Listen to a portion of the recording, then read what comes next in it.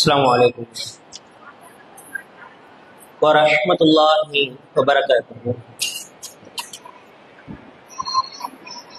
الحمد لله رب العالمين والعاقبة للمتقين والصلاة والسلام على سيدنا محمد وآله وصحبه أجمعين.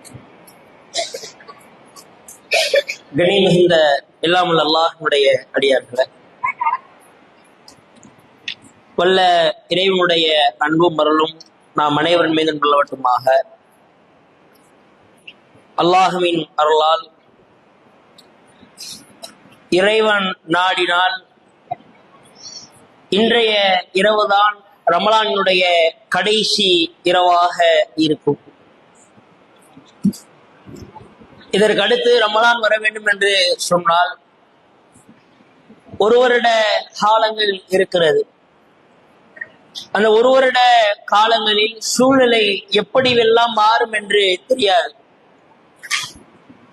இன்றைக்குள்ள காலகட்டத்தில் ஒரு மனிதனுடைய சூழ்நிலை எப்படி மாறும் என்பதை யாராலும் நிர்ணயிக்க முடியாது. இறைவன் நாடினால் நாளைய தினம் பெருநாளுடைய தினமாக கூட அமையலாம். அந்த பெருநாளுடைய தினத்திற்காக எல்லா இஸ்லாமிய சொந்தங்களும் ஆயத்தமாக இருந்திருப்போம். பெருநாளுடைய ஆடைகள், ஆபரணங்கள், பெருநாளில் செய்யக்கூடிய விஷயங்கள் என எல்லாவற்றிற்கும் நாம் தயாராகி இருந்திருப்போம். ஆனால் இறைவன் நாடினால்தான் அந்த பெருநாளுடைய தினத்தை கூட நாம் கொண்டாட முடியும். இறைவன் நாடவில்லை என்று சொன்னால் என்னதான் நாம் ஆடைகள், ஆபரணங்கள், செல்வங்கள் எல்லாவற்றை எடுத்து வைத்திருந்தாலும் இறைவன் நிர்ணயித்த மரணம் நம்மை வந்தடைந்தது என்று சொன்னால் ஒருபோதும் அந்த பெருநாளுடைய ஆடை கூட நமக்கு நிரந்தரமாக இருக்காது. அந்த ஆடையும் நம்மை விட்டு செல்லக்கூடிய ஒரு விஷயமாகத்தான் இருக்கும். அதே போன்றுதான் இந்த ரமலானுடைய இறுதி நாள். அடுத்த ரமலான் வருகின்ற வரை நாம் உயிரோடு இருப்போம் என்று சொல்ல முடியாது. இப்ப இந்த இரவு இறுதியாக இருந்தது என்று சொன்னால் இந்த இரவில் எவ்வளவு பிரார்த்தனை செய்ய முடியுமோ, எவ்வளவு இறைவனை வணங்க முடியுமோ, எவ்வளவு அல்லாஹ்விடத்தில் பிரார்த்தனை செய்து துஆ செய்ய முடியுமோ, நாம் செய்த பாவங்கள் தவறுகளுக்கு இறைவனிடத்தில் மன்னிப்பை பெற முடியுமோ அனைத்தையும் கேட்டுவிட வேண்டும். அடுத்த ரமலான்ல பார்த்துக்குவோம், பெருநாளுடைய தினத்தில் பார்த்துக் கொள்வோம் என்று தாண்டினோம் என்று சொன்னால் இந்த இரவை தாண்டுவோமா என்று நாம் யாரும் உறுதி சொல்ல முடியாது. எல்லாம் இறைவனுடைய நாட்டத்தில் இருக்கிறது. எனவே இந்த இறுதி நாளை பயனுள்ள ஆளாக நாம் ஆக்க வேண்டும்.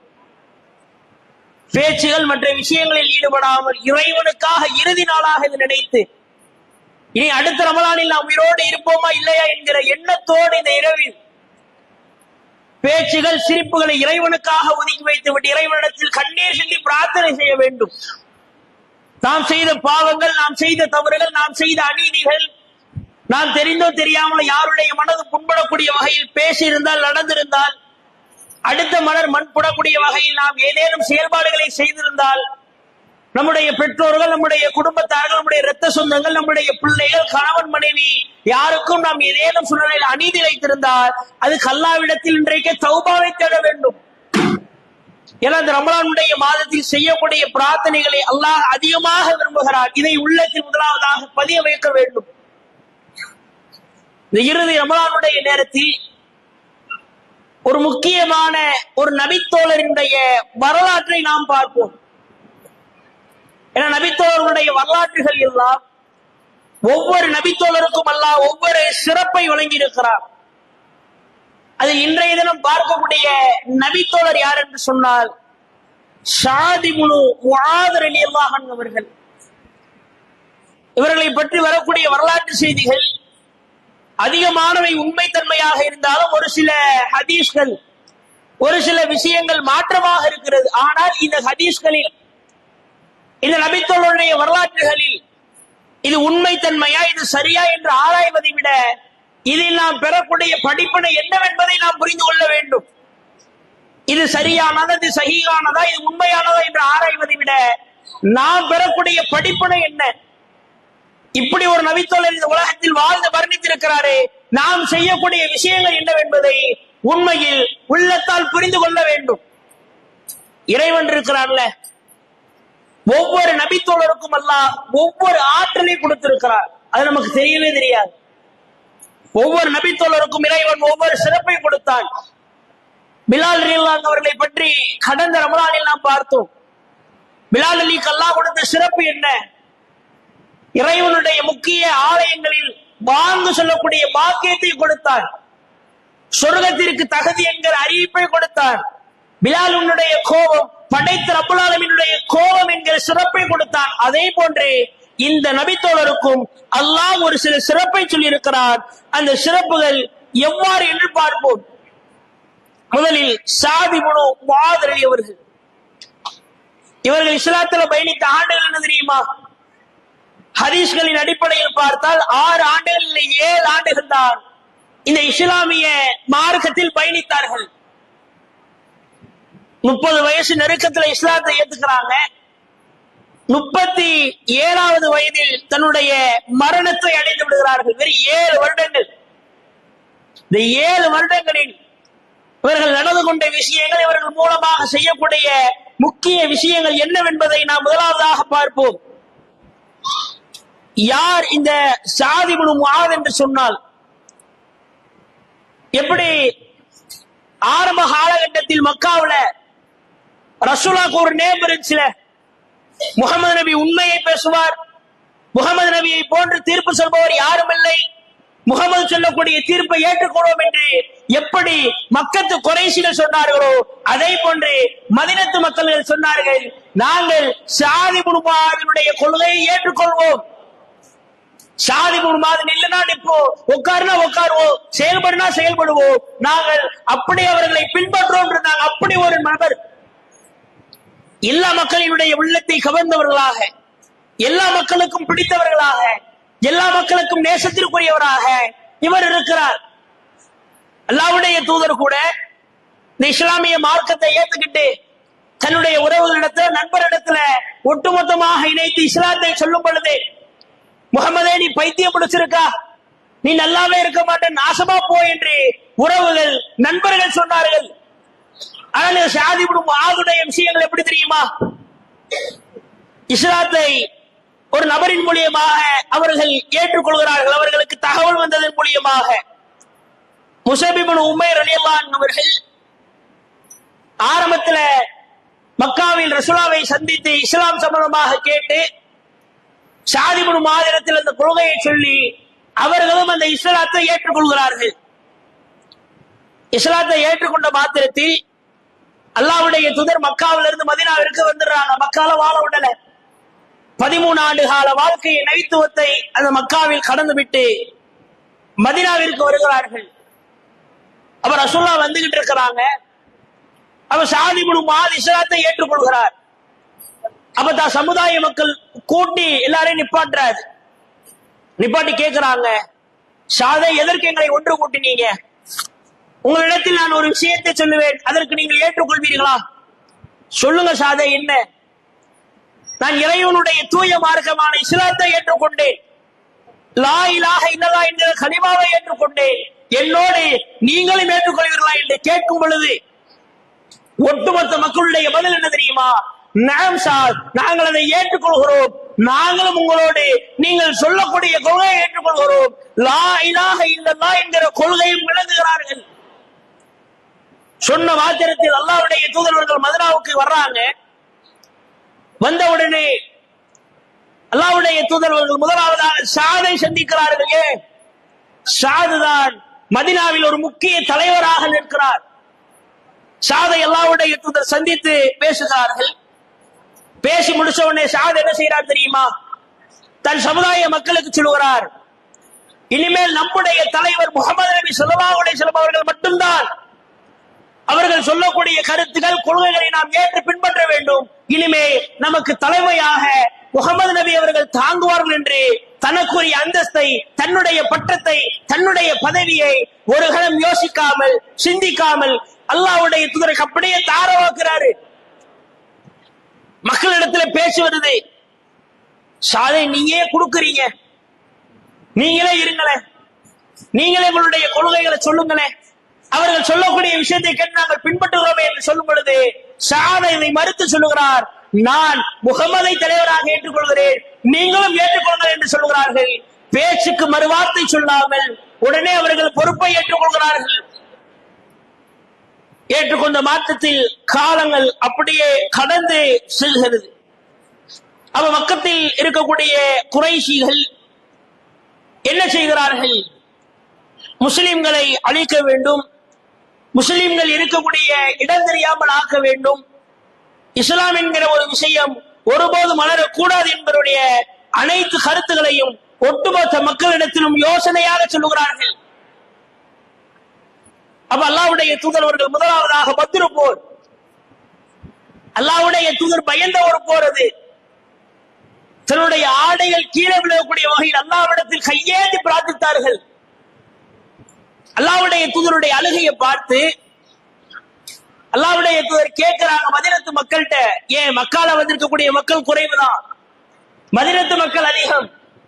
அப்ப அல்லாஹ்வுடைய தூதர் யோசிக்கிறாங்க, நமக்காக சப்போர்ட்டுக்கு வந்து நிப்பாங்களா, நமக்காக பேசுவாங்களா, நமக்காக உயிரை கொடுப்பாங்களா, இவர்களை கூட்டிக் கொண்டு வந்து இவருடைய வாழ்க்கையை நாம் மீனடிக்கிறோம் என்று நினைக்கிறார்கள். அப்ப சாதிடத்துல கேட்கிறாங்க, சாதே என்ன செய்வோம் எனக்கு தெரியல, எனக்கு பயமாக இருக்கிறது, பதட்டமாக இருக்கிறது, என்ன செய்வது என்று தெரியவில்லை என்று சொல்லும் பொழுது சாதிரில் அவர்கள் எழுந்து சொல்கிறார்கள், அல்லாஹ்வுடைய தூதரே ஏன் யோசிக்கிறீங்க, உன்னுடைய குதிரையை கொண்டு கடல் பகுதியை நோக்கி செல் என்று கட்டளையிடுங்கள், நாங்கள் செல்கிறோம்.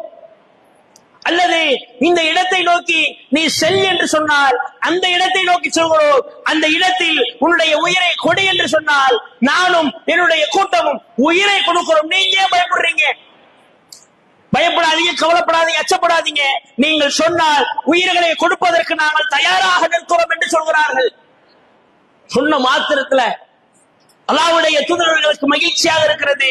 முதல் போர் பத்ர் போரில் இறைவன் மிகப்பெரிய வெற்றியை கொடுத்து விடுகிறார். வெற்றியை கொடுத்ததற்கு பிறகு அடுத்ததாக உஹது போர்க்களம் வருகிறது.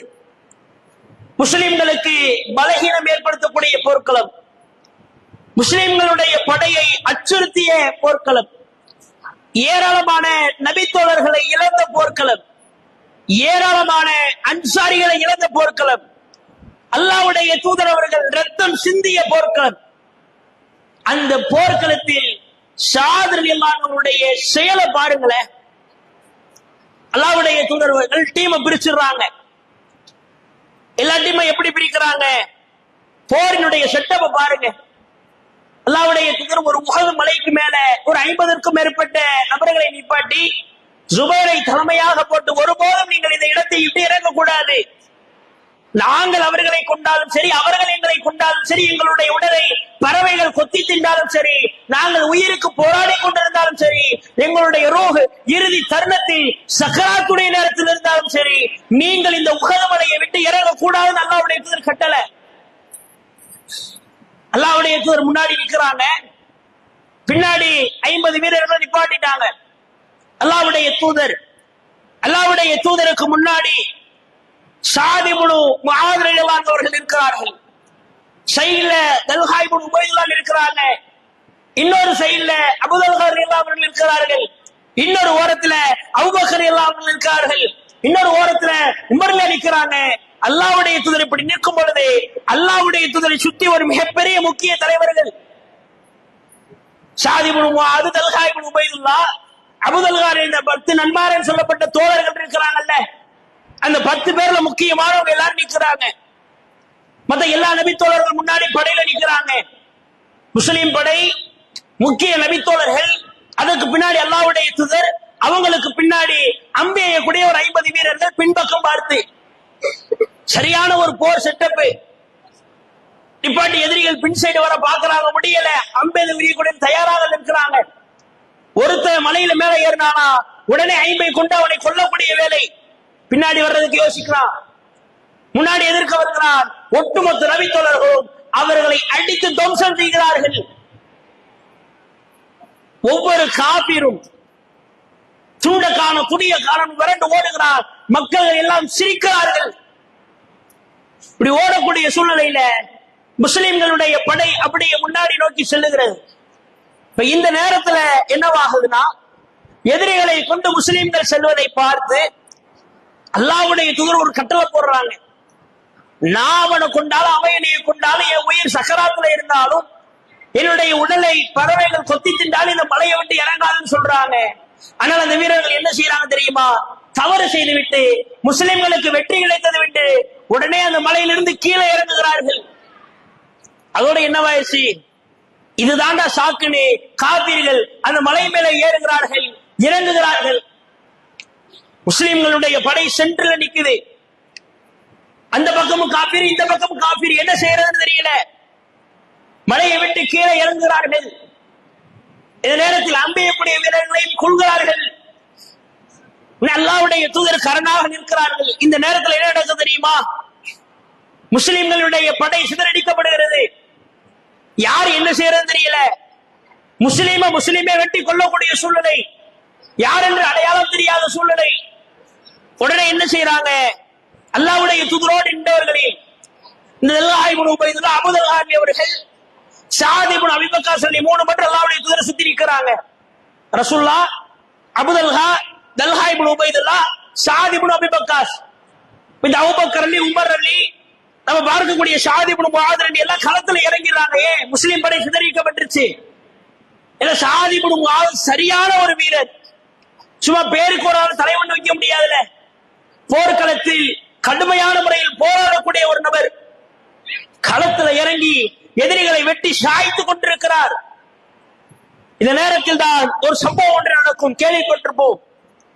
அனஸ் பின் நல்லர் ரலியல்லாஹு அன்ஹு அவர்கள் இந்த இஸ்லாத்திற்காக தன்னுடைய வாழ்க்கையை தியாகம் செய்த ஒருவர், போர்க்களத்தில் உடலில் 70க்கும் மேற்பட்ட காயங்கள் மேற்கொண்டவர், இஸ்லாத்தை ஏற்று போர்க்களத்தில் பங்கு பெற்றதால் காபிர்களால் உடல் சிதைக்கப்பட்டு இறந்த ஒரு நபித்தோழர்.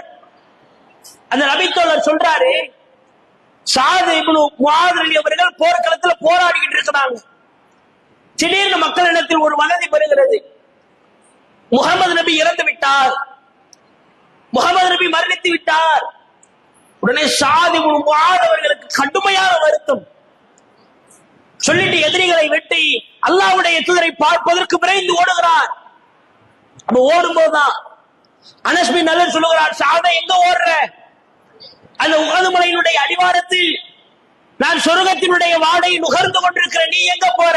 ஆனால் ஸஅத் இப்னு முஆத் போறது அந்த படைகளை கண்டு பயந்தோ அஞ்சியோ இவர்களை நம்மை கொன்று விடுவார்கள் கிடையாது, அல்லாஹ்வுடைய தூதரை பார்ப்பதற்கு ஓடுகிறார்.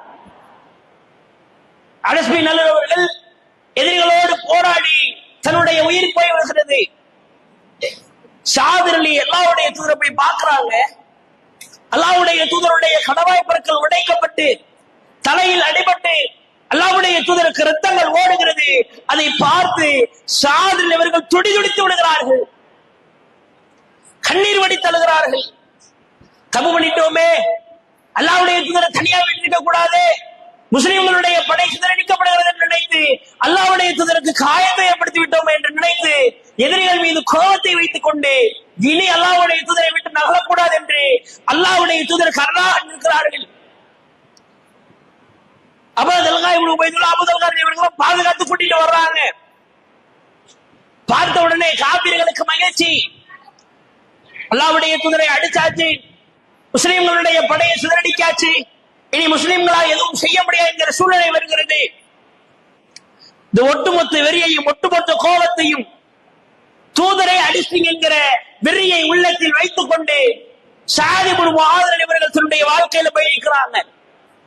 இப்படியே 4-5 வருடங்கள் கடந்து ஓடுகிறது. இறுதி நேரத்தை அவர்கள் அடைகிறார்கள். ஸஅத் அலி அவர்களுடைய கடைசி ஒரு போராக தான் சந்தித்த ஒரு இறுதி ஒரு யுத்தமாக அல் அஹ்ஸாப் கூட்டுப்படை போரை நெருங்குகிறார்கள். இந்த கூட்டுப்படை போர்னா என்னன்னா, மதீனாங்கிறது எவ்வளவு பெரிய ஊரு, அந்த ஒட்டுமொத்த ஊரை சுத்தி என்ன செய்யறாங்க தெரியுமா? மிக பெரிய ஒரு குழியை தோண்டுகிறார்கள். குழியை தோண்டி என்ன செய்யறாங்க? எதிரிகள் அதன் மீது வந்தார்கள் என்று சொன்னால் அவர்களை தாக்குதல் நடத்தி அவர்களை அழித்து விடுவோம் என்று என்ன செய்யறாங்க? அல்லாஹ்வுடைய தூதர், நபித்தோழர்கள், சஹாபாக்கள் எல்லாரும் கடுமையான முறையில போராடுறாங்க. பசியிலையும் பட்டிலையும் கொடுமையிலையும். அதில் அபுதல்காரனுடைய கடுமையான வருத்தமான சம்பவம் நடைபெறும். அபுதல்காரன் எவ்வளவு பெரிய கோடீஸ்வரன் நம்ம கேள்விப்பட்டிருப்போம். பைதுகா என்கிற தோட்டத்திற்கு சொந்தக்காரர், மதீனாவில் மிகப்பெரிய செல்வந்தர். அந்த அபுதல்கா என்ன செய்வார் தெரியுமா? பசியில் அல்லாஹ்வுடைய தூதர் போய் சாப்பாடு கேட்பாரு. யாரு? மிகப்பெரிய கோடீஸ்வரர், லட்சாதிபதி, தனக்குன்னு சொத்து பத்த வச்சிருந்தவர். அல்லாஹ்வுடைய தூதர் ஒரு வார்த்தைக்காக எல்லாத்தையும் செலவு செய்து விட்டு அல்லாஹ்வுடைய தூதரே பசிக்கு சாப்பாடு தாங்க என்று கேட்கும் பொழுது அல்லாஹ்வுடைய தூதர் தன்னுடைய வயிற்றை காட்டுவார்கள். 2 கற்களை கட்டிக்கிட்டு இருப்பாங்க. அவ்வளவு வருத்தத்தில் அந்த நபித்தோழர்களுடைய சிரமத்தோடு சிரமமாக, கஷ்டத்தோடு கஷ்டமாக அந்த போர்க்களத்தில் செயல்படுவார்கள். கூடுதலா என்ன தெரியுமா? அந்த போர்க்களத்தில் தான் சாப்பிடுவதற்கு சாப்பாடு இல்லாமல் இந்த கெட்டு போன கொழுப்புகளை சாப்பிடுவாங்கல்ல, அந்த போர்க்களத்துல நடக்கும். கெட்டு போன கொழுப்புகளை சாப்பிடும் பொழுது தொண்டை குழி அடைக்கும். கையில ஒரு குச்சி எடுத்து குத்துவாங்க. நான் பசியை விரும்பவில்லை, ஆனால் என்னுடைய வயிறு பசிகையை விரும்புகிறது என்கிற காரணத்திற்காக தொண்டை குழியை குத்துவார்கள். அவ்வளவு சிரமப்பட்டாங்க. 14 சுத்தி போக சொன்ன சிரமமா? ஒரு ஆளுக்கு 6 அடி மையத்துக்கு குழி தோன்றதுக்கு சிரமமா இருக்குதே. சுத்தி தோன்றதற்கு ரொம்ப நேரங்கள் காலம் எடுக்கிறது, சிரமமாக இருக்கிறது, தண்ணி தாகம் எடுக்கிறது, பசிக்கிறது. ஒரு சாதாரண ஒருவரை அடக்கம் செய்ய தோன்றதுக்கு அவ்வளவு கஷ்டமா இருக்குதுன்னா ஒட்டுமொத்த மதீனாவை தோன்று வந்த சாதாரண விஷயமா? அவ்வளவு கஷ்டங்கள், அவ்வளவு துன்பங்கள், அவ்வளவு துயரங்களை இந்த போர்க்களத்தில் சந்திக்கிறார்கள். இந்த நேரத்தில் தான் ஒட்டுமொத்த மதீனாவை சுற்றி குழியை தோண்டி விடுகிறார்கள். ஸஅத் இப்னு முஆத் அவர்கள் இருக்கிறார்கள். இறுதி நேரத்தை பாருங்க. ஒரு மனுஷனால தாங்கிக் கொள்ளக்கூடிய விஷயம் என்ன தெரியுமா? நம்பிக்கை துரோகம். யார ஒருவன் நம்பி ஏமாறுகிறானோ அந்த துரோகத்தை பொதுவாக மனிதனால் ஏற்றுக்கொள்ள முடியாது. மனிதனுடைய மனநிலை. அல்லாஹ் அப்படித்தான் மனிதனை படைத்திருக்கிறார். அதை நம்பி ஏமாறக்கூடிய துரோகத்தை ஒருபோது மனிதனால் ஏற்றுக்கொள்ள முடியாது. அதை ஸஅத் அனுபவிக்கிறார்கள். போர்க்களம் நடக்குது. முஸ்லிம்களையும் பெண்களையும் குழந்தைகளையும் பாதுகாப்பதற்காக சுத்தி நபித்தோழர்கள் போர்க்களத்தில் நிற்கிறாங்க. அல்லாஹ்வுடைய தூதருக்கு அருகாமையில் ஸஅத் இப்னு முஆத் அவர்கள் தன்னுடைய கையில் அம்பை வைத்து எதிரிகளை தாக்கிக் கொண்டிருக்கிறார்கள். இந்த சூழ்நிலையில 10,000த்திற்கும் மேற்பட்டவர்கள் காஃபிர்கள் ஒட்டுமொத்த மதீனாவை சுத்தி நிற்கிறாங்க. அப்ப அந்த நேரத்துல ஸஅத் அவர்கள் எதிரிகளை தாக்குறாங்க. அப்ப என்னவென்று சொன்னால் பனு குரைலா என்கிற கோத்திரத்தை பார்க்கிறாங்க. யார் இந்த கோத்திரம் தெரியுமா? ஸஅத்னுடைய கோத்திரமும் பனு குரைலாவுடைய கோத்திரமும் கடுமையான நெருக்கம். அல்லாஹ்வுடைய தூதர் சொல்வாங்கல்ல, நானும் இந்த நன்மைகளை செய்தவரும் சொர்க்கத்தில் இப்படி இருப்போம். அப்படி இருக்கக்கூடிய கோத்திரம். ஸஅத்னுடைய கோத்திரத்துக்கு கொண்டுனா பனு குரைலா குதிப்பாங்க, பனு குரைலா கொண்டுனா இந்த கோத்திரம் குதிப்பாங்க. அவ்வளவு ஒற்றுமை, அவ்வளவு பாசம், அவ்வளவு நேசம், அவ்வளவு பரிவு. இஸ்லாத்தை ஏற்கும்போது கூட அந்த கோத்திரத்துல போய் கேட்கிறாங்க, இஸ்லாத்துக்கு வரீங்களா? இல்ல, நாங்க எங்க கடவுள் கோயில் இருக்கிறோம், நீங்க எதை ஏத்துக்கங்க. ஆனால் எங்களுடைய ஆதரவு, எங்களுடைய ஒற்றுமை ஒருபோதும் உங்களுக்கு எதிராக இருக்காது. ஸஅத் அவ்வளவு நம்புறாங்க. நம்முடைய மதீனத்து மக்கள், நம்மை சார்ந்தவர்கள் ஒருபோதும் நமக்கு எதிராக நடக்க மாட்டார்கள். அவ்வளவு பாசம், அவ்வளவு நேசம், அவ்வளவு பரிவு. அப்ப போர் நடக்குது. பனு குரைலா கோத்திரத்தில் இருக்கக்கூடியவர்கள் எதிரிகளோடு கைகோர்த்து முஸ்லிம்கள் மீது தாக்குதல் நடத்துறாங்க. ஸஅத் அந்த கூட்டத்துல அந்த மக்களை பார்த்து மனம் உடைஞ்சிட்டாங்க. எதிரிகளோடு நிற்கிறான். எதிரி ஒருவன் அம்புகளை தாய்க்கிறான் தன்னுடைய சுய நினைவில்லாமல். நாம் நேசித்த, நாம் பாசம் வைத்த, நாம் உறவாக நினைத்த பனு குரைலா கோத்திரம் நமக்கு எதிராக நின்று விட்டது என்கிற கவலையில் நின்று கொண்டிருக்கும் பொழுது திடீரென்று ஒரு அம்பு வருகிறது. வந்த மாத்திரத்தில் ஸஅத்னுடைய கையில் பட்டு விடுகிறது. பட்ட மாத்திரத்தில் ஸஅத் அவர்கள் கீழே சாய்கிறார்கள். அல்லாஹ்வுடைய தூதர் பார்த்து துடி துடிச்சிட்டு ஸஅத் உடனே கூடாரத்திற்கு எடுத்து செல்லுங்கள் என்று சொல்லி அல்லாஹ்வுடைய தூதர் சொல்லிட்டு போர்க்களத்தை கண்டினியூ பண்றாங்க. போர்க்களத்தை முடித்தவுடன் முதலாவதாக சாத் அலியை தேடுகிறார்கள். போய் பார்த்துட்டு சாத் அலியை நலம் விசாரித்து விட்டு சொல்லுகிறார்கள், அல்லாஹ்வுடைய தூதர் அவர்கள், சாதை என் வீட்டிற்கு அருகாமையில வைக்க. மதீனா பள்ளிவாசல் அல்லாஹ்வுடைய தூதர் வீடு, அதற்கு அருகாமையில் சாத் ரலியல்லாஹு அவர்களுக்கு ஒரு கூடாரம் அமைக்கப்படுகிறது. அல்லாஹ்வுடைய தூதர் வீட்டு பக்கத்திலே இருக்கிறாங்க. இப்ப இந்த சூழ்நிலையில என்ன நடக்குதுன்னா, அல்லாஹ்வுடைய தூதரவர்கள் போர் முடிந்தது என்று நினைக்கிறார்கள். அல்லாஹ் சொல்றான், போர் முடியல, ஒரு கோத்திரத்திற்கு எதிராக நீங்கள் போர் செய்ய வேண்டும் என்கிற ஒரு விஷயத்தை சொல்லுகிறார்கள். அல்லாஹ்வுடைய தூதர் என்ன செய்யறாங்க, அந்த கோத்திரத்தை அழிப்பதற்காக அல்லாஹ்வுடைய தூதர் படை நோக்கி செல்கிறார்கள். எந்த கோத்திரம்? பனூ ஹுரைராவுடைய கோத்திரம். அந்த கோத்திரத்தை அழிப்பதற்கு அல்லாஹ்வுடைய தூதர் போறாங்க. அந்த நேரத்தில் சாத் அலி அவர்கள் இறைவனிடத்தில் பிரார்த்தனை செய்கிறார்கள், இறைவா, இந்த வேதனை கடுமையாக எனக்கு இருக்கிறது. இரண்டு பிரார்த்தனைகளை செய்கிறார்கள். இறைவா, நான் நம்பி பாசம் நேசம் பரிவு வைத்த பனூ ஹுரைரா கோத்திரத்தினுடைய முடிவை நீ நல்ல முடிவாக்கி இந்த துரோகத்திற்குரிய கூலி அவர்களுக்கு வழங்கிவிடு. இரண்டாவது பிரார்த்தனை, இறைவா, முஸ்லிம்களுக்கும் காபிர்களுக்கும் நீ இதோட போற நிறுத்திட்டேன்னு நினைக்கிற, அப்படி நிறுத்தினா இந்த காயத்தில் வேதனையை அதிகமாக்கி ரத்தங்களை கொண்டு வந்து இதே சூழ்நிலையை நீ மரணிக்க செய். அப்படி இல்ல, போர் முடியல, போர் நடக்கும், காபிர்களுக்கு எதிராக போராட வேண்டும் என்கிற சூழ்நிலை வந்தால் இறைவா என்னை உயிர் வாழவை, நான் இஸ்லாத்திற்கு எதிராக போராடுவேன்.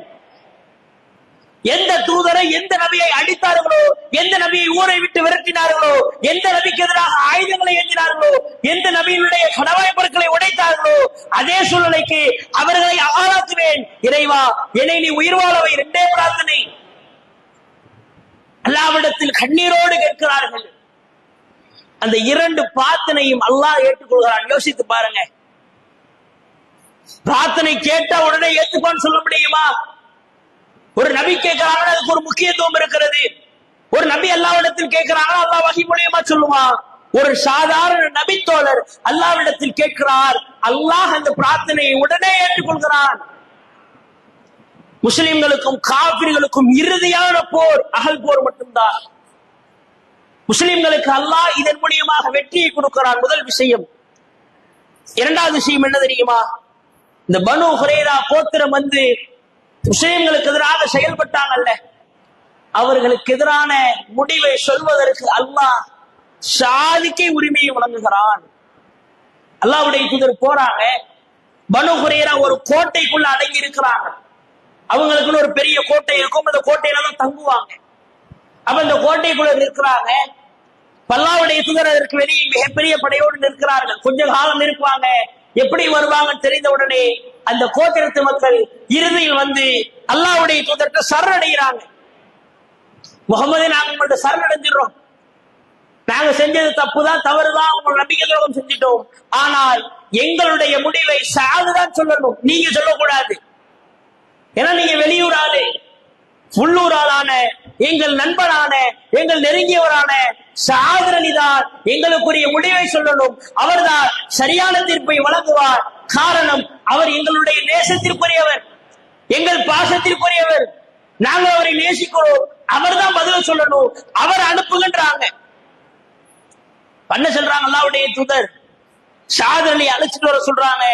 கழுதையில் அமர்ந்தவர்களாக வருகிறார்கள். அந்த காயத்தோடு அந்த மக்களை பார்க்கிறாங்க. பார்க்கும்போது வெறியாக இருக்கிறது. அந்த மக்கள் சாதனம் மீது இறக்கப்பட்டு நம்மை விட்டு விடுவார் நினைக்கிறாங்க. அல்லாஹ்வுடைய தூதர் சொல்றாங்க, சாதே, இந்த மக்கள் உன்னுடைய கருத்தை கேட்கிறார்கள், நீ என்ன செய்ய போற? அந்த மக்களை பார்க்கும்போது அவ்வளவு வெறியா இருக்காங்க. எவ்வளவு உன்னைய நம்புன, என் உயிருக்கு மேலாக நேசத்திற்குரியவனாக பாசத்திற்குரியவனாக ஒவ்வொருவரையும் என் கூட பிறந்த சகோதரனாக உன்னை நான் நேசித்தேனே. எனக்கு எதிராகவும் இந்த தூதருக்கு எதிராகவும் இந்த மக்களுக்கு எதிராகவும் நீ ஆயுதங்களை ஏந்தினியே. அல்லாஹ்வுடைய தூதர் சொல்றாங்க, அல்லாஹ்வுடைய தூதரே, நான் இறைவனுடைய தீர்ப்பாக நான் சொல்லுகிறேன், இந்த சமுதாயத்துல ஒருத்தவனை நீங்க விட்டுறாதீங்க. குழந்தைகள், பெண்கள், முதியவர்களை தவிர எவெல்லாம் ஆண்களா இருக்கிறானோ எல்லாருடைய கழுத்தை துண்டித்து விடுங்கள். அந்த ஆண்கள், குழந்தைகள், முதியவர்களை அடிமைகளாக ஆக்குங்கள், ஒருபோதும் அவங்களை விட்டுறாதீங்க என்கிற ஆதங்கத்தை சொல்லுகிறார்கள். காரணம் என்ன? அவ்வளவு நேசிச்சோமே. இவங்களை நேசிச்சு பாசம் வச்சு இறுதியில நமக்கு நம்பிக்கை துரோகம் செய்து விட்டார்களே என்கிற கவலையில சொல்றாங்க. இந்த சூழ்நிலை நடந்தவுடன் அவருடைய கதை முடிகிறது. திரும்பியும் சாதை கூடாரத்திற்கு அழைத்து செல்கிறார்கள். நாட்கள் கடந்து கொண்டிருக்கிறது. 2 அறிவிப்புகளாக வருகிறது சாதலினுடைய மரணம் சம்பந்தமாக. அல்லாஹ்வுடைய தூதருடைய மடியில் கலிமா சொல்லி மரணித்தால் என்று வருகிறது. இன்னொரு செய்தியில் வரும் பொழுது ஷாத் அலி அவர்கள் கூடாரத்துல இருக்கிறாங்க. அப்ப இருக்கும்போது திடீர்னு என்னன்னா, கூடாரத்திலிருந்து ரத்த ஆறு வெளியில ஓடு. கூடாரம் கட்டி இருக்கிறாங்க, ஷாத் அலி உள்ள இருக்கிறார். திடீரென்று கூடாரத்திலிருந்து ரத்தம் வெளியே ஊட்டி கொண்டிருக்கிறது. அந்த நேரத்துல உடனே நபித்தோழர்கள் எல்லாம் அபூபக்கர் அலி, உமர் அலி, அல்லாஹ்வுடைய தூதருக்கெல்லாம் தகவலை சொல்கிறார்கள். சொன்ன மாத்திரத்தில் அபூபக்கர் அலி, உமர் அலி ஓடி போறாங்க.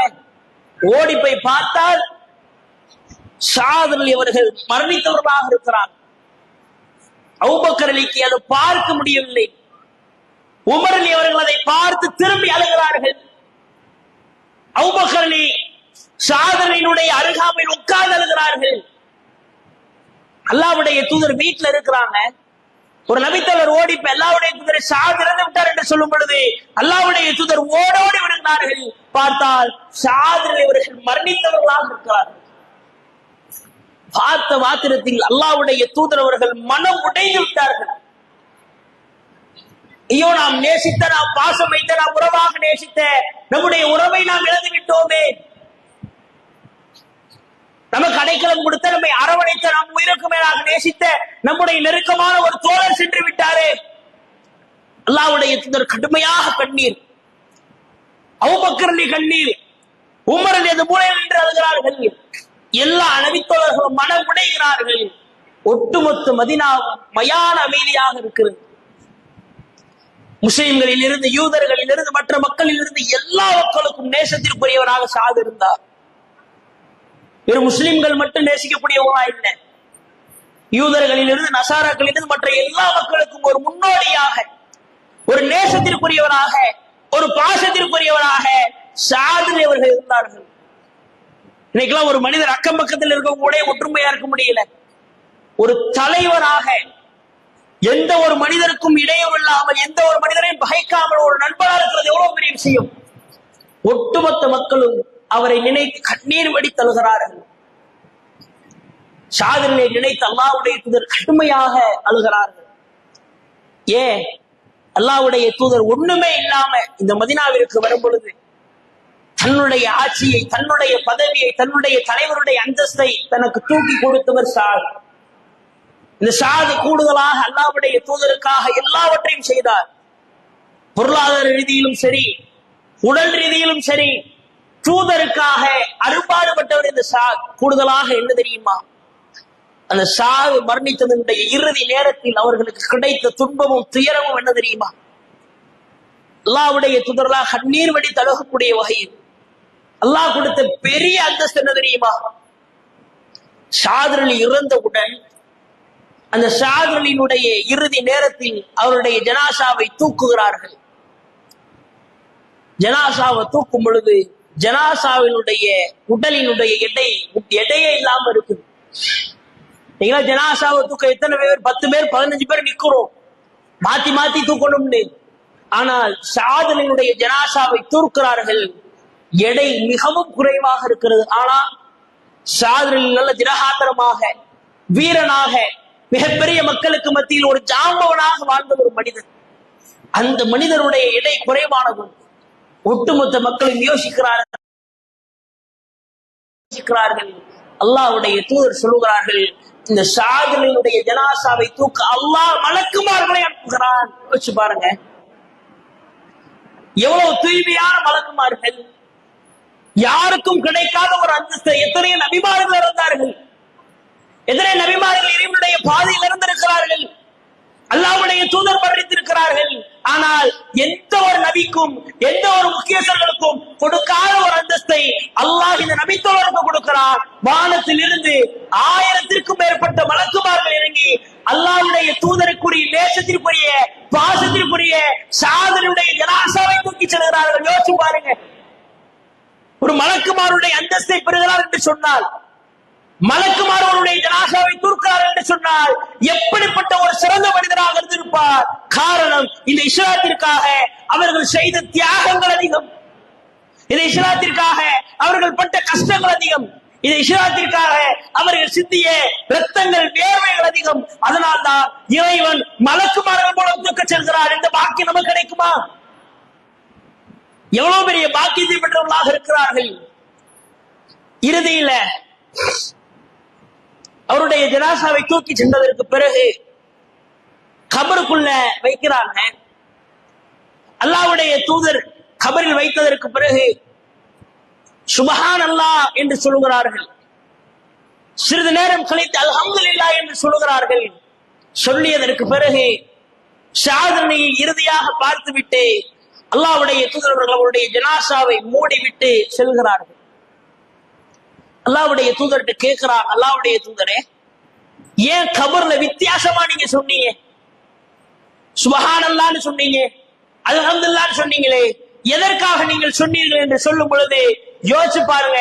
அல்லாஹ்வுடைய தூதர் சொல்லுகிறார்கள், இந்த உலகத்தில் எவ்வளவு பெரிய நல்லவராக இருந்தாலும் தீயவராக இருந்தாலும் இறைவனை வணங்கியவராக இருக்கட்டும் வணங்காதவராக இருக்கட்டும் யாராக இருந்தாலும் அவருடைய உடலை இந்த மண்ணில் இந்த கபரில் வைக்கும் பொழுது அல்லாஹ் வைத்திருக்கக்கூடிய முதல் விஷயம் என்ன தெரியுமா? அவருடைய உடலை அந்த கபர் நெருக்கும். வலது விழாக்குடையிலும் இடதுபுறம் செல்லக்கூடிய வகையிலும் இடதுபுற விழாயிலும் வலதுபுறம் செல்லக்கூடிய வகையிலும் எப்படிப்பட்ட மனுஷனா இருந்தாலும், நபியான நானா இருக்கட்டும் நல்லவனா இருக்கட்டும் நபிமார்களாக இருக்கட்டும் நபி தோழர் தோழியர் யாரா இருந்தாலும் அவருடைய உடலை அல்லாஹ் கண்டிப்பாக நெருக்குவான். ஆனால் இந்த சாதுரியுடைய உடலை அல்லாஹ் நெருக்கிறான் என்பது எனக்கு வருத்தமாக இருக்கிறது. உடலை உள்ளே வைத்தவுடன் அந்த கபர் அந்த சாதனையுடைய ஜனாசாவை நிற்குகிறது. நான் சுபஹானல்லாஹ் என்று சொல்லுகிறேன். சொன்ன மாத்திரத்தில் அந்த கபர் அதை புரிந்து கொண்டு நெருக்கிய மாத்திரத்தில் அதை விட்டு வெளியேறுகிறது. அப்பொழுது நான் புரிந்து கொண்டு வந்திருக்கக்கூடிய மனிதர் மிகவும் கண்ணியத்திற்குரியவர். அல்லாஹ்வுடைய தூதர் சொல்றாங்க, சாதனை இருக்கிறாங்கல்ல, இந்த சாதை கூட இந்த கபர் விட்டு வைக்காமல் விட்டு விட்டது. இந்த உலகத்தில் வாழும் பொழுது எவ்வளவோ கஷ்டங்கள் எவ்வளவோ துன்பங்கள் எவ்வளவோ துயரங்கள், இது இஸ்லாத்திற்காகவும் எனக்காக தன்னுடைய உயிரை தியாகம் செய்த துடித்த இந்த நபி தோழரை கூடவா இந்த கபர் விட்டு வைக்காமல் இருந்தது என்கிற வருத்தத்தில் இருக்கிறார்கள். அந்த வருத்தத்தோடு அல்லாஹ்வுடைய தூதர் அவர்கள் அந்த சாதனைக்காக கடுமையாக கண்ணீர் செஞ்சு அழுகிறார்கள். ஒரு ரசூலா கண்ணீர் செஞ்சு எழுதுறாங்க. எவ்வளவு நேசம் தெரியுமா? இன்னைக்கு நம்மெல்லாம் எடுங்க, ஒரு நேசம் பாசம்னா எவ்வளவு காலம் இருக்கும்? ஒரு நண்பர் தெரிந்தவர் யாராக இருந்தாலும் ஒரு பழக்க வழக்கம் ஒரு நட்பு ரீதியெல்லாம் ஒரு குறைந்த காலத்தோடு இருந்து விடுவோம். அவர்கள் நம்மை விட்டு சென்று விட்டால் மறைந்து விடுவோம். ஆனால் அல்லாஹ்வுடைய தூதர் ஒரு நேரத்தில் நிற்கிறாங்க. மக்கள்கள் எல்லாருக்கும் பட்டு ஆடைகள் வழங்கப்படுகிறது. பஹ்ரைனுடைய விலை உயர்ந்த பட்டு, ஒட்டுமொத்த மக்களும் முடி தொட்டு பார்த்து அருமையான பட்டா இருக்கிறே, இந்த மாதிரி ஒரு பட்டை நான் பார்த்ததே இல்லையே, விலை உயர்ந்ததாக அழகாக நல்ல நிலையில் இருக்கக்கூடிய பட்டாக இருக்கிறதே என்று ஒட்டுமொத்த மக்களும் தொட்டு பார்த்து ரசிக்கிறார்கள்.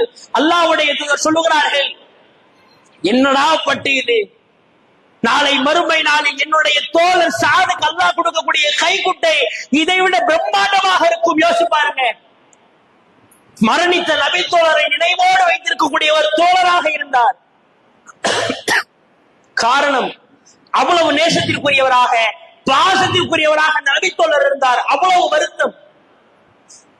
ஒரு மனிதனுடைய இறுதி நிலை எனக்கு தெரியுமா? யாராலையும் நிர்ணயிக்க முடியாது. நீங்க நம்முடைய இறுதி நிலை இவ்வாறு இருக்கும் சொல்ல முடியாது. ஆனால் இப்படி ஒரு மனிதர் வாழ்ந்து சென்றிருக்கிறார் என்பது வரலாற்றில் இறுதி வரை இருக்கும். நாம் நம்முடைய பிள்ளை அவருடைய சந்ததி அதற்கு சந்ததி இறுதி நாள் வரை இப்படி ஒரு நபித்தோழர் வாழ்ந்து சென்றிருந்தார் என்கிற செய்தி இருக்கும். இவ்வளவு கஷ்டங்கள், இவ்வளவு துன்பங்கள், இவ்வளவு துயரங்கள், அல்லாஹ்வுடைய தூதர் கண்ணீர் வடிக்கக்கூடிய வகையில், ஒரு கபர் நிற்கும் போது ஏன் நிற்கிறது என்று கேட்கக்கூடிய வகையில், ஒரு நபித்தோழரை மலக்குமார்கள் தூக்கக்கூடிய வகையில் அவர் செய்த விஷயங்கள் எதற்காக? பேருக்காகவும் புகழுக்காகவும் மற்ற மக்கள் நேசிக்க வேண்டும், மற்ற மக்கள் என்னை பற்றி பேச வேண்டும், மற்ற மக்கள் என்னை நினைக்க வேண்டும் என்பதற்காக கிடையவே கிடையாது.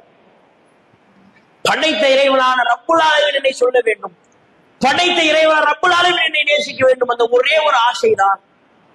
இன்னைக்கு மக்கள்லாம் ஒரு சில நன்மைகள் செய்தால் நான் தான் என்கிற பெருமையில் கிபரில் ஆடுகிறார்கள்.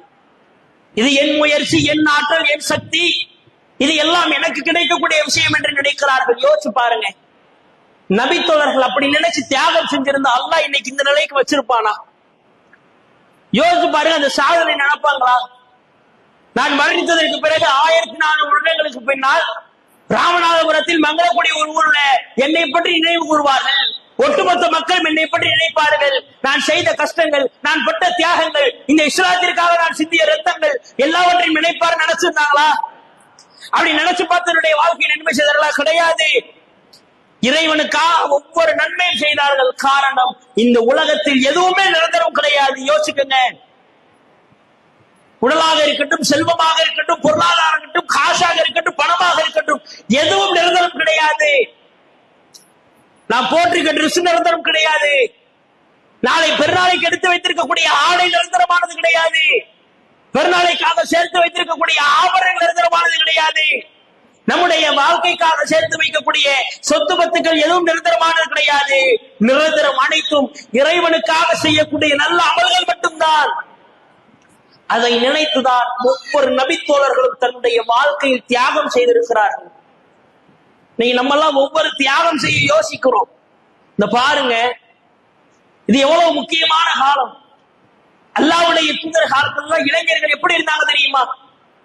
இறைவனுடைய இறை நினைவோடு வணக்கத்தோடு ரமலான் மாதம் வந்தது என்று சொன்னால் அவ்வளவு பாடுபடுவாங்க. இந்த மங்களக்குடி ஊருக்கு வரும்போது எல்லையில இஸ்லாமிய இளைஞர்கள் ஒரு கூட்டாக உட்கார்ந்து பேசி சிரிச்சுக்கிட்டு இருக்கிறாங்க. எதுக்கு சிரிப்பு? இது எவ்வளவு புனிதமான மாதம், இறுதியினுடைய நாள். எத்தனை நபித்தோழர்கள் தன்னுடைய இளம் வயது தன்னுடைய வாழ்க்கை இழந்திருக்கிறார்கள்.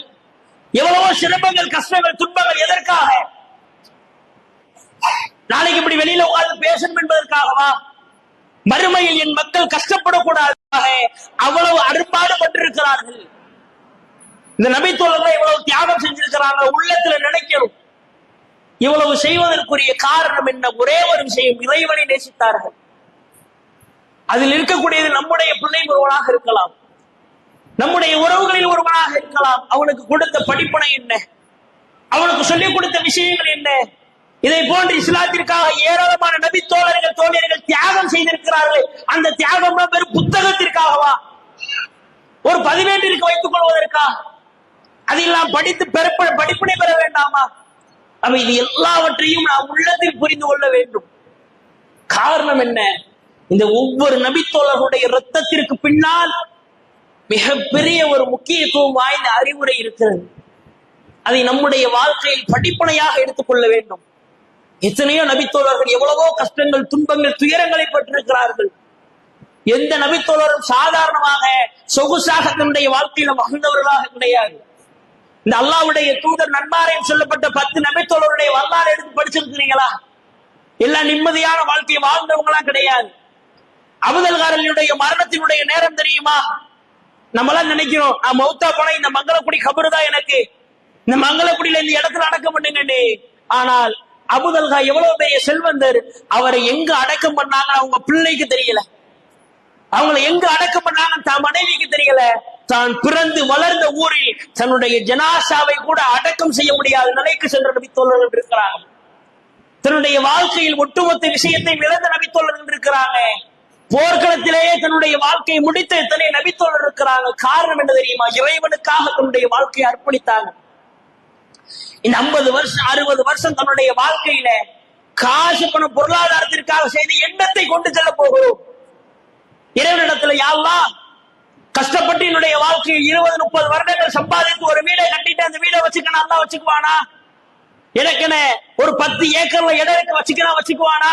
யா அல்லாஹ், நான் பிரம்மாண்டமான வாகனங்கள் வச்சிருக்கிறேன், வச்சுக்க வேணாம். யா அல்லாஹ் கஷ்டப்பட்டு பொருளாதாரத்தை சேர்த்து ஒரு 50 பவுன் நகை வச்சிருக்கிறேனா, அம்மாடி 50 பவுன் நகை வச்சிருக்கிறியா, அல்லாஹ் பாராட்டுவானா? கிடையாது. செல்வங்கள், பொருளாதாரம், சொத்து பத்தி எதுவும் நிரந்தரமானது கிடையாது. அதை நபித்தோழர்கள் புரிந்து கொண்டார்கள். இன்னைக்கு நாம் நேசிக்கக்கூடிய பொருளாதாரம், செல்வம், காசு, பணம் எது நிரந்தரம்? அல்லாஹ்வுக்காக நீ செஞ்ச நன்மை நிரந்தரம். ஒருத்தர் கோடி கணக்கில் வீடை கட்டுறா, நிரந்தரமாயிருமா? கிடையாது. அதே அந்த மனிதன் அந்த கோடியில் ஒரு 100 ரூபாயை அல்லாஹ்வுடைய இறை பணிக்காக செலவு செய்கிறான் என்று சொன்னால் அந்த நன்மை மறுமையில வந்து நிற்கும். மீசான் தராசில் அல்லாஹ் இடை போடும் பொழுது அல்லாஹ் காட்டுவான். என் பிள்ளைக்கு கல்யாணம், நான் 50 பவுன் நகை போடுங்க, அதெல்லாம் பார்க்க மாட்டான். அந்த 50 பவுனில் ஒரு பவுனை இறைவனுடைய இறைவனுக்கு செலவு செய்தால் மறுமையில வந்து நிற்கும். நம்ம சேர்த்து வைக்கக்கூடிய சொத்து பத்து அது எல்லாம் யாருக்கும் நிரந்தரம் கிடையாது. காசு, பணம், பொருளாதார, செல்வம், பதவி இது எதுவும் நிரந்தரம் கிடையாது. இறைவனுக்காக நாம் செய்த அமல்கள் தான் நிரந்தரம். வேற நமக்காக நம்முடைய வாழ்க்கைக்கு யார் பிரார்த்தனை செய்வா? உன் பிள்ளை செய்வான்னு நினைக்கிறீங்களோ? என் பிள்ளை இபாதத்தானவே, என் பிள்ளை மார்க்கம் தெரிஞ்சவே, என் பிள்ளை தௌஹீத்வாதி, அவன் பிரார்த்தனை செய்வான். உங்க உள்ளத்துல எடுங்க. நீங்க நேசிச்ச எத்தனை உறவுகளை இழந்திருப்பீங்க. உங்க தாய், உங்க தந்தை, உங்கள் கணவன், உங்கள் மனைவி, உங்களுடைய பிள்ளை, உங்களுடைய குடும்பத்தார், எத்தனை நாட்கள் அவங்க நினைச்சு வருத்தப்படுறீங்க. இப்ப நான் உதாரணத்துக்கு என் தாயை இழந்துட்டேன், என் தாய் மரணிச்சுட்டாங்க. எவ்வளவு காலம் என் தாய் நடக்க? ஒரு வருஷம், ஒரு 2 வருஷம், ஒரு 3 வருஷம். அதற்கப்புறம் என்னுடைய சூழ்நிலையை கடந்து செல்வேன். அப்ப என்னுடைய தாய்க்கு யார் பிரார்த்தனை செய்வா? முடிஞ்ச அவ்வளவுதான். அவ என் தாய் என்ன செய்யணும்? அவர்கள் அவருக்குரிய நன்மையை செய்யும். இதுதான் அல்லாஹ்வுடைய தூதர் சொன்னாங்க. உன் கட்டைக்கு நீ தேடு. என் பிள்ளை செய்வான், என் குடும்பம் செய்வானே, அவனுக்கு நீ சொத்து பத்தை சேர்த்துட்டு போறியே, அவன் செய்வான்னு உறுதி சொல்ல முடியுமா? நானே சொல்ல முடியாது. என் தாயினுடைய தந்தை, நான் நேசிக்கக்கூடிய மனைவி, என் பிள்ளை இறந்துட்டாங்கன்னா, ஐயோ என் பிள்ளைக்காக நான் துவா செய்வேன்னு சொல்ல முடியுமா? குறிப்பிட்ட காலம் செய்வேன், ஒரு 2 வருஷம் செய்வேன், ஒரு 3 வருஷம் செய்வேன். அதற்கடுத்து ஏன் சூழ்நிலையை பார்த்து செல்வேனே ஒழிய அவர்களுக்காக கண்ணீர் வடிக்க எனக்கு நேரம் இருக்காது. அவன் என் பிள்ளையினுடைய சூழ்நிலை என்ன, என் தாயினுடைய சூழ்நிலை என்ன, என் தந்தையினுடைய சூழ்நிலை என்ன, என் மனைவியினுடைய சூழ்நிலை எல்லாம் கேள்விக்குறி. அதற்குத்தான் அல்லாஹ்வுடைய ஓ கட்டைக்கு நீ தேடு. உன்ட காசு இருக்கா, பொருளாதாரம் இருக்கா, செல்வம் இருக்கா, செல்வங்களை சேர்த்து வச்சிருக்கிறியா, அல்லாஹ்வுடைய பாதையில செலவு செய், அது உனக்கு நன்மை. அதை விட்டு என் பிள்ளைக்கு, என் குடும்பத்துக்கு சேர்த்தனா ஒரு காசு பிரயோஜனமாக இருக்காது, மறுமை நஷ்டவாளியாக நிற்பாய் என்று சொல்லுகிறார்கள். எனவே இஸ்லாமிய சொந்தங்களுக்கு இதை போன்ற ஏராளமான நபித்தோழர்கள் வாழ்ந்து மரணித்திருக்கிறார்கள்.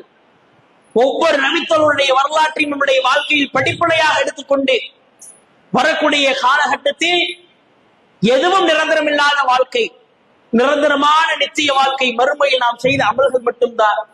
எனவே செல்வங்கள், பொருளாதாரங்களை சேர்த்து வைக்கிறது விஷயம் கிடையாது. இன்னைக்கு 2000 3000 ரூபாய்க்கு பெருநாளைக்கு ட்ரெஸ் எடுத்தாலும் அது நிரந்தரம் கிடையாது. இன்றைய இரவு எனக்கு மரணம் வந்தால் கூட நான் பெருநாளைக்கு எடுத்து வைத்திருக்கக்கூடிய ஆடை நிரந்தரமானது கிடையாது, நான் எடுத்து வைத்திருக்கக்கூடிய ஆபரணங்கள் நிரந்தரமானது கிடையாது, நான் மகிழ்ச்சியோடு கொண்டாடக்கூடிய நிகழ்வுகள் நிரந்தரமானது கிடையாது. என்னை நினைத்து என்னுடன் பெருநாள் கொண்டாடுவதற்கு நினைத்த என் நண்பர்கள், என் குடும்பத்தார்கள் கிடையாது.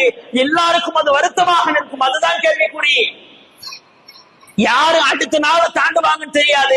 காரணம், இறைவனுடைய ஒற்றை குர்ஆன் வசனம், ஐனமா தகூன எதிரிக்குமோ, நீ எங்க இருந்தாலும் மரணம் வந்துடும். மரணத்துக்கு முன்னாடி நீ நன்மையை செஞ்சுக்க, அப்படி செய்யலையா மறுமையில நீ நஷ்டவாளியாக நிற்பாய் என்று சொல்லுகிறான். மரணத்திற்கு முன்னால் நன்மைகளை செய்து நிரந்தரமற்ற இந்த உலகத்தில் சொத்து பத்துகள், பொருளாதாரங்களை சேர்ப்பதை விட என் பிள்ளை, என் குடும்பம், என் மனைவி என்பது அவர்களுக்கு பொருளாதாரம் சேர்ப்பதை விட அதை அல்லாஹ்வுடைய பாதையில் வாரி வழங்கி மறுமை நமக்கான நன்மைகளை சேர்த்து அந்த ரப்புவை பார்க்கும் பொழுது, அந்த இறைவனை சந்திக்கும் பொழுது ஒரு மகிழ்ச்சி தருணமாக சந்தோஷத்தோடு, இறைவா உனக்காக என் சொத்து பத்துகளை தியாகம் செய்தேன், இறைவா உனக்காக என் பொருளாதாரத்தை தியாகம் செய்தேன், இறைவா உனக்காக என் குடும்பங்களை தியாகம் செய்தேன், என் வாழ்க்கையில் உனக்காக எல்லாத்தையும் தியாகம் செய்தேன், இறைவா நிரந்தரமான இந்த மறுமை வாழ்க்கையில் எனக்கு எல்லாவற்றையும் வழங்கு என்று கேட்டு நாளை மறுமையில் வெற்றி பெறக்கூடிய நல்ல மக்களாக வல்ல இறைவன் நாம் அனைவரையும் ஆக்கி அருள் புரியும் என்று கேட்டுக்கொண்டு எனது உரையை நிறைவு செய்கிறேன். வாஹிரு தாவானா அல்ஹம்துலில்லாஹி ரப்பில் ஆலமீன். அஸ்ஸலாமு அலைக்கும் வரஹ்மத்துல்லாஹி வபரகாத்துஹு.